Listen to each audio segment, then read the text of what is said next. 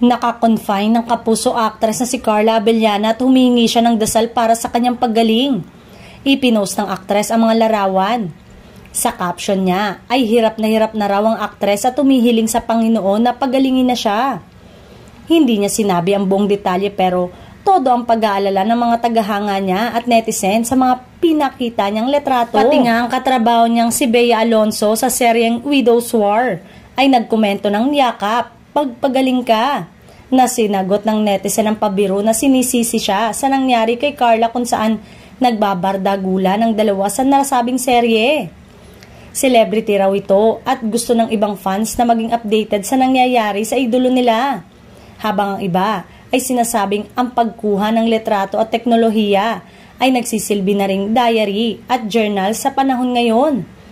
Dahil marami ang nagulat sa post ni Carla, marami rin ang nagtatanong sa kanya kung ano ang nangyari.